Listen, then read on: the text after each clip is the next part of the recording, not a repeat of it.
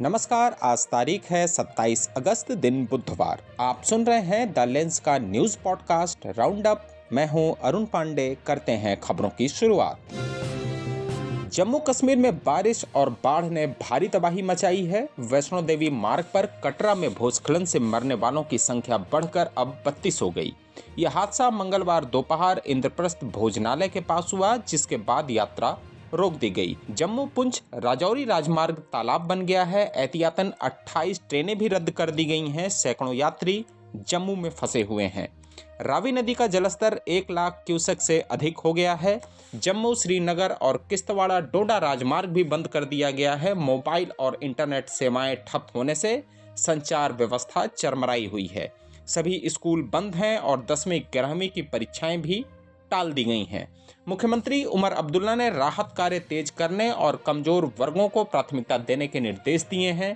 प्रशासन ने लोगों से नदियों और भूस्खलन वाले क्षेत्रों से दूर रहने की अपील की है। उधर तवी नदी का जलस्तर तेजी से बढ़ने के कारण भारत ने पाकिस्तान को बाढ़ की चेतावनी दी। नई दिल्ली से जारी अलर्ट में कहा गया कि बांधों से अतिरिक्त पानी छोड़ा गया है, जिससे पाकिस्तान के कुछ इलाकों में बाढ़ का खतरा बढ़ गया है। सोमवार से लगातार ये चेतावनियां जारी की जा रही हैं। पंजाब और जम्मू में सतलुज, व्यास, रावी जैसी नदियां खतरे के निशान से ऊपर बह रही हैं।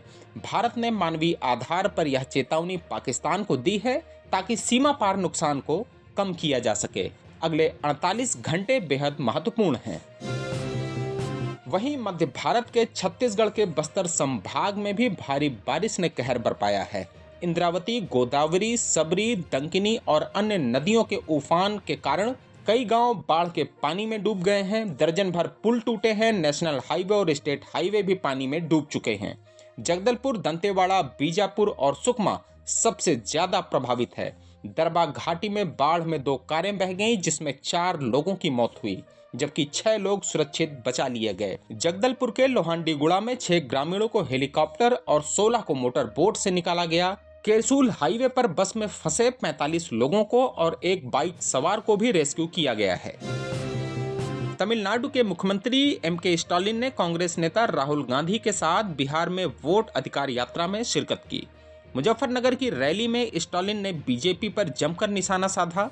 उन्होंने मतदाता सूची से लाखों नाम हटाए जाने को आतंकवाद से भी बदतर बताया और कहा कि अगर बिहार विधानसभा चुनाव स्वतंत्र और निष्पक्ष हुए तो बीजेपी नहीं जीतेगी। राहुल गांधी और तेजस्वी यादव की दोस्ती पर स्टालिन ने कहा, ये दोस्ती सियासत से कहीं ज्यादा गहरी है। रैली में प्रियंका गांधी और सीपीआई-एम नेता दीपांकर भट्टाचार्य भी मौजूद थे। फिल्म एक्टर गोविंदा और उनकी पत्नी सुनीता आहूजा के बीच तलाक की खबरों का आखिरकार खंडन हो गया।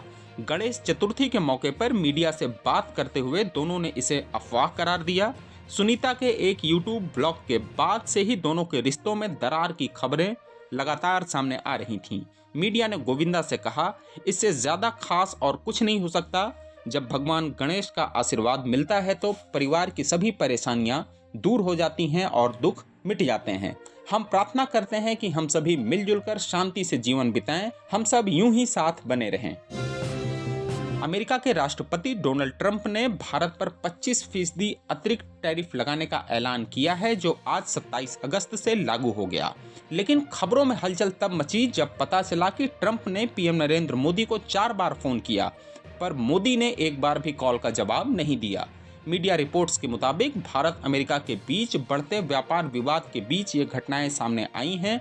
सूत्रों का कहना है कि पीएम मोदी फोन पर संवेदनशील मुद्दों पर बातचीत से बचते हैं ताकि बात को गलत तरीके से पेश होने का जोखिम न रहे।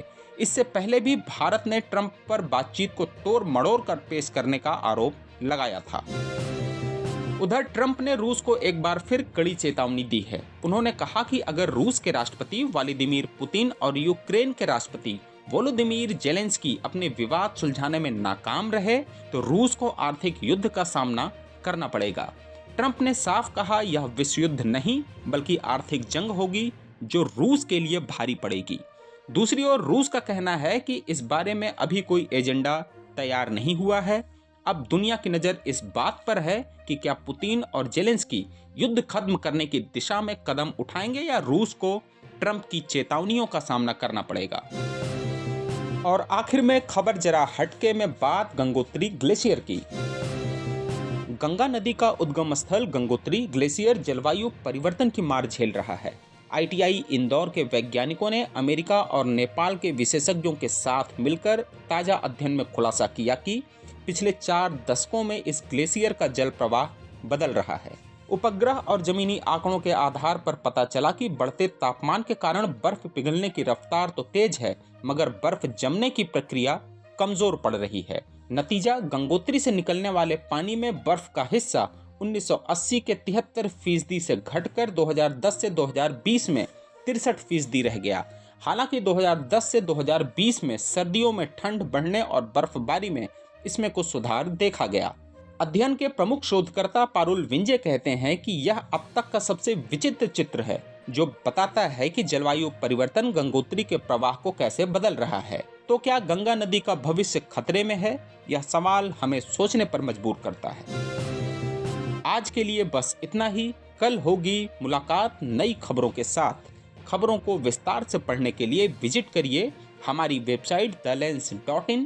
यूट्यूब के अलावा हमारे पेज को X, Facebook और Instagram पर भी फॉलो करें। शुक्रिया।